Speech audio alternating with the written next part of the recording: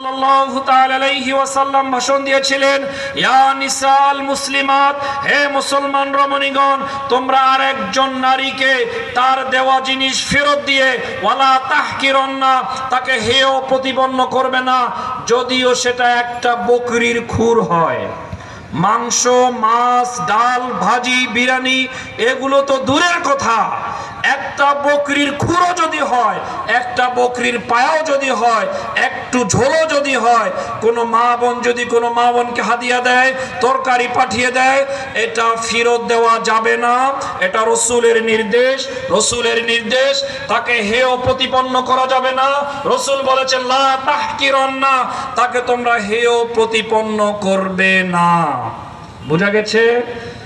আমি শুরুতে বলেছিলাম যা ওয়াজ করব আমি জিজ্ঞাসা করব, এখন জিজ্ঞাসা করলে অনেকেই কি হয়ে যাবেন, কষ্ট পাবেন, বলতে পারবেন না। তাহলে আমি একটু সারমর্ম বলে দিচ্ছি। সূরা নিসার 36 নম্বর আয়াতে আল্লাহ বলেছেন, দূরবর্তী প্রতিবেশী নিকটতম প্রতিবেশীর সাথে কি করতে হবে? সদয় ব্যবহার করতে হবে। আল্লাহ রসুল বলছেন যে আল্লাহকে বিশ্বাস করে, পরকালকে বিশ্বাস করে, সে যেন প্রতিবেশীকে কষ্ট না দেয়।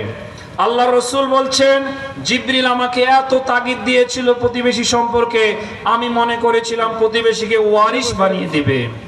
আল্লাহ রসুল 3 বার কসম করে বলেছে, আল্লাহি লা ইউমিনু, আল্লাহি লা ইউমিনু, আল্লাহি লা ইউমিনু, খোদার কসম ওই ব্যক্তি ইমানদার নয়। কোন ব্যক্তি? যেই ব্যক্তির কষ্ট থেকে তার প্রতিবেশী নিরাপদ নয়। তাহলে আমাদের প্রতিবেশীকে আমাদেরকে কি রাখতে হবে? নিরাপদ রাখতে হবে।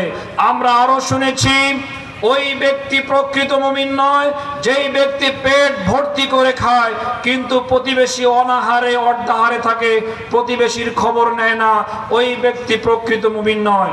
আমরা আরো জেনেছি, আপনি যদি কোনো কাজ করেন, আপনার প্রতিবেশী যদি বলে কাজটি ভালো করেছেন, আপনি বুঝবেন আপনি কাজটি ভালো করেছেন। প্রতিবেশী যদি বলে আপনি কাজটি ভালো করেন নাই, আপনি বুঝে নেবেন আপনি কাজটি ভালো করেন নাই।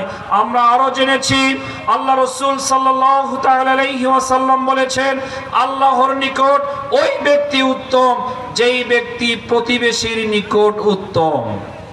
আমরা আরো জেনেছি, আল্লাহ রসুল মুসলমান রমণীগণদের উদ্দেশ্যে ভাষণ দিয়েছেন, তোমাদেরকে কোনো মহিলা যদি কোনো কিছু হাদিয়া দেয়, তোমরা ফেরত দিয়ে তাকে হেয় প্রতিপন্ন করবে না, যদিও সেটা সামান্য বকরির খুরও হয়। আল্লাহ সুবহানাহু ওয়া তাআলা আমার এই সংক্ষিপ্ত আলোচনাকে, আমি যে বলেছি আপনারা যে শুনেছেন, এই বলাটা এবং আপনাদের শোনাটা কাল কিয়ামতের ময়দানে নাজাতের ওসিলা হিসাবে কবুল করুক। সকলে আল্লাহুম্মা আমিন, আল্লাহুম্মা আমিন, আল্লাহুম্মা আমিন। আসসালামু আলাইকুম ওয়া রাহমাতুল্লাহ।